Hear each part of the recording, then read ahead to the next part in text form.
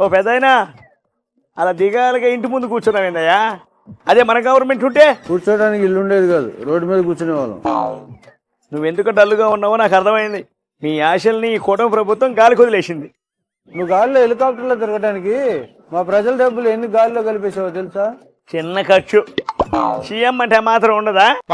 అక్షరాల 222 కోట్ల గాలిలో హవాలో తిరిగితే 222 కోట్లు అయినాయి. అదే నువ్వు అవినీతి చేసి హవాలా చేసిన మని లక్షల కోట్లు. సొంత వాళ్ళ డబ్బులు నొక్కేయడం తెలిసింది నీకు, సొంత ఖర్చులతో ప్రయాణం చేయడం ఏం తెలుసులే. ఇవన్నీ కాదయా, తల్లికి 100, 5 మంది పిల్లలు ఉన్నారు ఒక కుటుంబంలో, అందరికి ఇచ్చారా? అలా ఇచ్చానని చూపించండి, ప్రూఫ్లు చూపిస్తే చాలు తల కిందికి వేసుకుని ఇంటికి వెళ్ళిపోతా. చూస్తావా? అయితే చూడు ఇది. వాళ్ళ తల్లికి 100 వచ్చిందా నీకు? 6 మందికి వచ్చిందా? 90,000 వచ్చింది. ఆల్రెడీ తలకిందులు అయిపోయింది నీకు బతుకు. ఇంకా తల కింద వేసుకుంటేంటి, పైన వేసుకుంటేంటి. ఓ కేజీ అట్టుపూలో ₹1 అంట. ఎల్కేజీ నుంచి పీజీ వరకు ఇంగ్లీష్ మీడియం పెట్టినా అని చెప్పిన వాడికి అట్టి పండ్లు కేజీలో అమ్మారు, డజన్లో అమ్ముతారని తెలీదా? కేజీలో అట్టుపూర్లు ఇవ్వట్లేదా? డజన్లో ఇచ్చే దౌర్భాగ్య స్థితిలో పడిపోయిందా అండి గవర్నమెంట్? అరటి పండ్లు పండించే రైతులకు అన్యాయం జరుగుతా ఉంది గవర్నమెంట్ లో. షూటిగా చెప్తున్నా ఈ ప్రభుత్వానికి, అరటిపండ్లు కేజీలు ఇచ్చేంత వరకు ఈ పోరాటం ఆగదు. దీని మీద రేపటి నుంచి పాదయాత్ర చేస్తా. ఈ జగన్ గొంతులో ప్రాణం ఉన్నంత వరకు మీరు అరటిపండ్లు కేజీలోనే అమ్మండి, డజన్లో అమ్మద్దు. మీకోసం నేనుంటా, నేను నిలబడతా. ఆయన నోట్లో ఎవరైనా అట్టిపండు పెట్టాడు బాబు, అలా మాట్లాడుతున్నాడు. ప్రతి అరటి పళ్ళు బండి దగ్గర మీకు ధైర్యం కోసం నా గొడ్డలు పెడతా.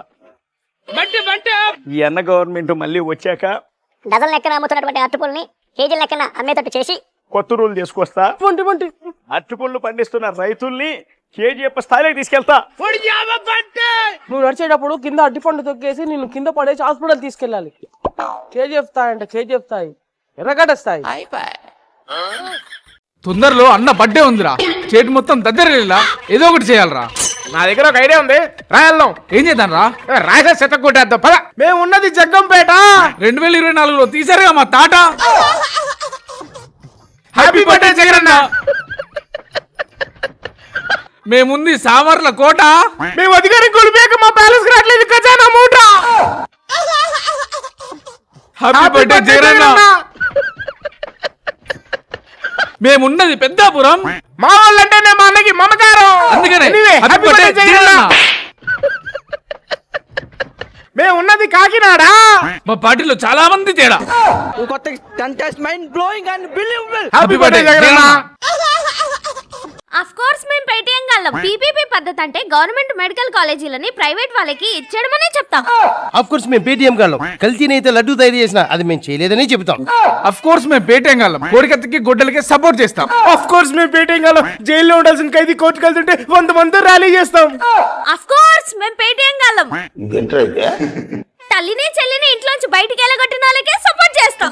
ఆఫ్ కోర్స్ మేము పేటీఎం గాళ్ళం. కల్తీ మధ్య అమ్ముతున్నా అది మాది కాదు, టీడీపీ వాళ్ళది అని ప్రచారం చేస్తాం. అఫ్ కోర్స్ మేము పేటీఎం గాళ్ళం. దళితుల్ని వాడుకొని పడైపోయిన తర్వాత తన్ని తరిమేస్తాం. ఆఫ్ కోర్స్ మేము పేటీఎం గాళ్ళం. మా పార్టీలో రౌడీ షీటర్లు కబ్జాగాళ్ళే ఉన్నారు, అయినా సౌమ్యులు ఉన్నారని చెప్తాం. అఫ్ కోర్స్ మేము పేటీఎం గాళ్ళం.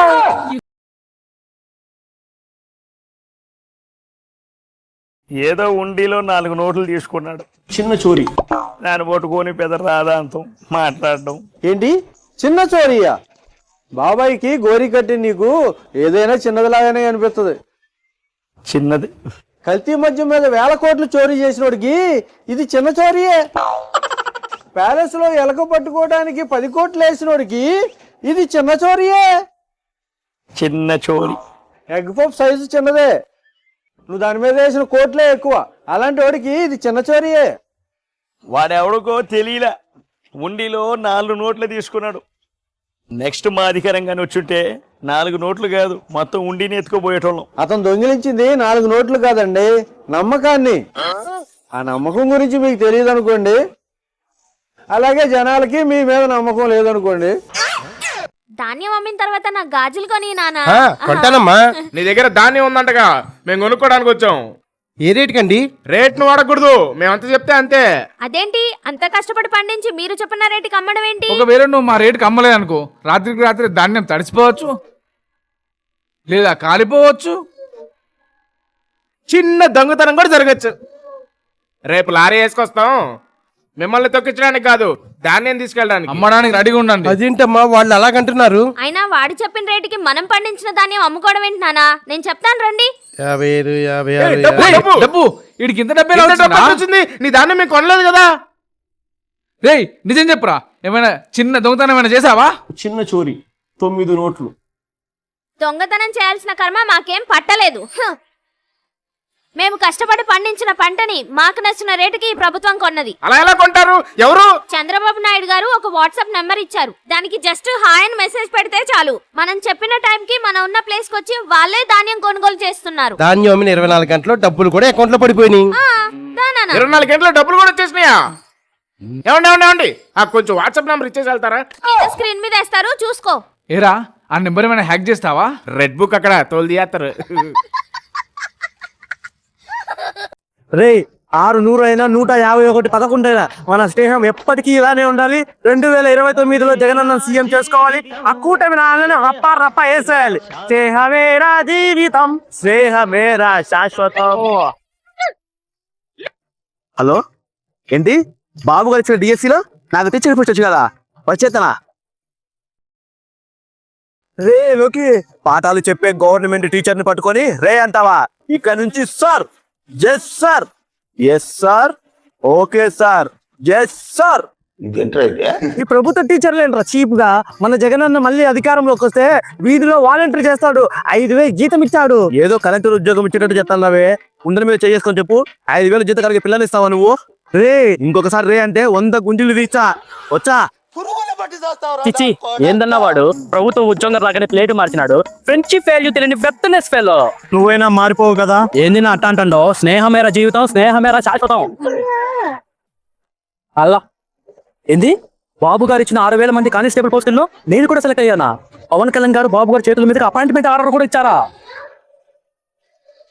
పోలీస్ మీదే చేస్తావు నువ్వు, పోలీస్ మీదే చేస్తావు నువ్వు. రే రాజా నువ్వు కూడానా? డ్యూటీలో ఉన్న కానిస్టేబుల్ ని రే అంటావా? ఏది నీ హెల్మెట్? అది బండి పేపర్ అది.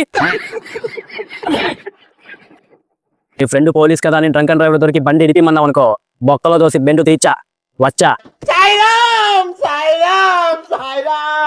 ఆడు వచ్చాడంటే పెద్ద తలనొప్పరా. రే ఎక్కడికి రా, నేను కూడా వస్తా. అన్న ఒక పనపై చెప్పాడు, ఫినిష్ చేసుకొని వస్తా. నేను కూడా వస్తాను, నన్ను కూడా తీసుకెళ్ళు. నువ్వెందుకే? రే అలా అంటావేంట్రా, మనం పేటీఎం గల్లం కదరా.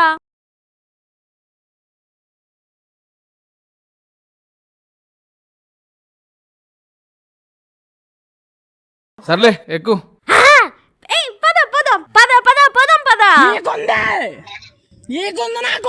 ఎందుకే నువ్వు కోర్టుకి ఎప్పుడు వెళ్తున్నావు? రేపు పొద్దునే వెళ్తున్నాను. అవునా? రేపేనా?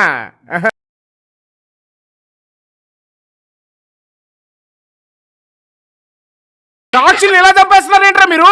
రేపు పొద్దున కోర్టుకి వెళ్ళాలరా? ఇలా చంపేస్తున్నారేంట్రా?